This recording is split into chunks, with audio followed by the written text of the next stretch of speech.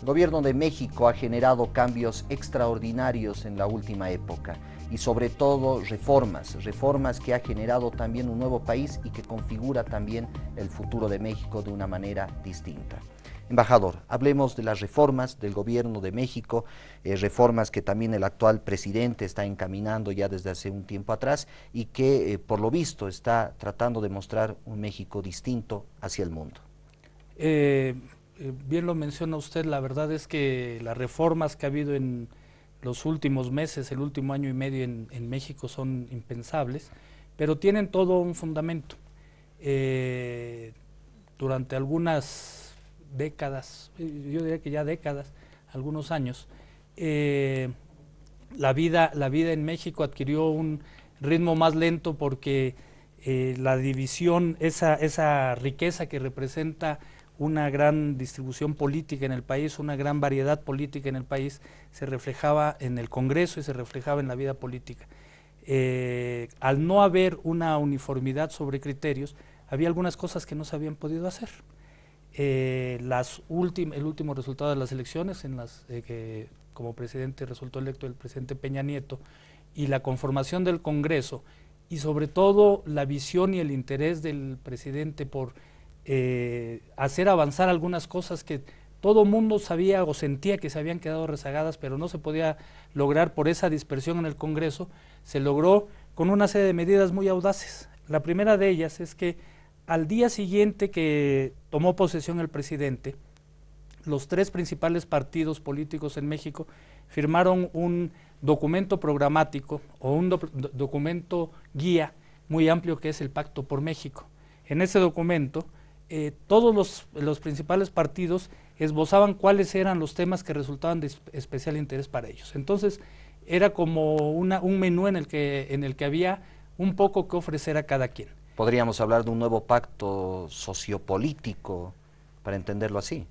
Un pacto sociopolítico reflejado en el Congreso. Y quiero subrayar esto de reflejado en el Congreso, porque en el Congreso es donde tenían y donde han tenido que pasar todas las grandes reformas que se han logrado en los últimos 18 meses.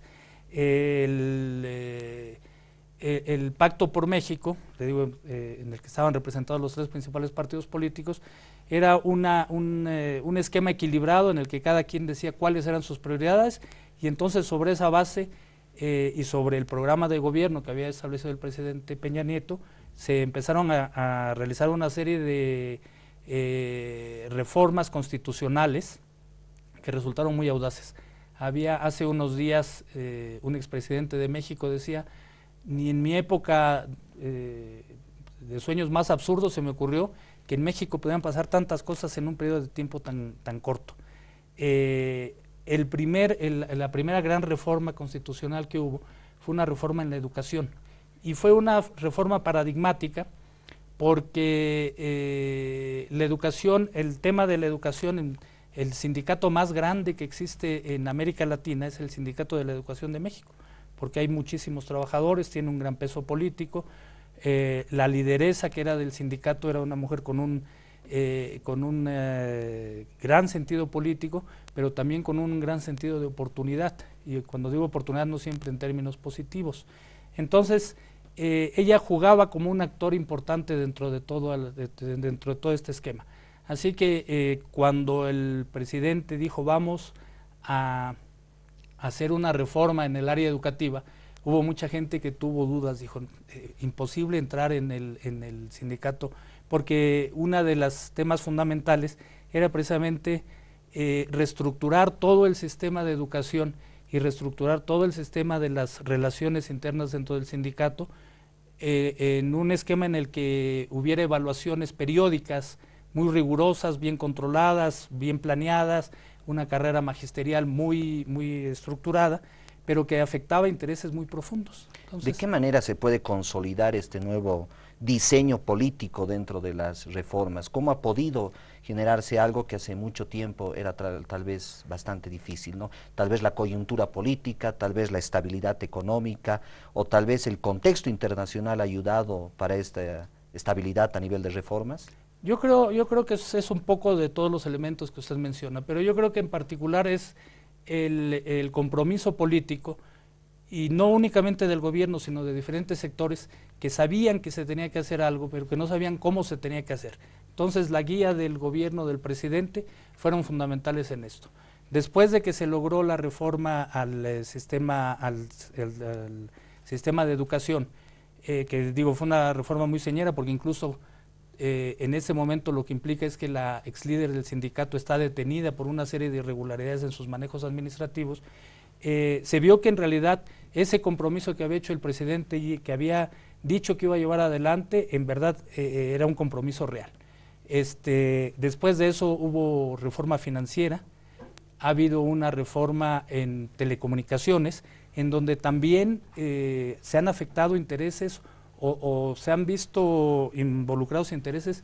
de sectores muy poderosos de la sociedad, de la economía, de la política mexicana, porque hay toda una interrelación entre los diferentes sectores. Pero una vez que, reitero, que se pudo corroborar que la reforma educativa era un compromiso real, los mismos partidos empezaron a impulsar reformas que eran de interés para ellos en temas adicionales. Después de esas reformas tuvimos una reforma en el sistema político, una reforma política que también es muy importante, y un tema que era como un faro en lo que sucedía en México. La reforma en el sistema en el petróleo, en la energía. Como usted sabe, México fue un país que nacionalizó la industria petrolera en 1938 y ha sido la industria petrolera uno de los pilares del desarrollo económico, del desarrollo social de México. Dio grandes frutos. Ese esquema que se planteó en 1938, que era un monopolio de una empresa que es Petróleos Mexicanos, dio grandes frutos, ha sido la base del crecimiento, del desarrollo de México durante décadas. Pero al cabo de los años, las grandes inversiones que se requerían en la industria energética, por la misma situación de ser un monopolio estatal, desestimulaba a muchos hombres de negocios, muchas empresas, cuando se necesitaban recursos para poder hacer, recursos que evidentemente el erario nacional no podía soportar. Entonces, la última gran reforma, podría decirse, la más reciente, ha sido la reforma energética. Todas estas reformas constitucionales de las que estamos hablando,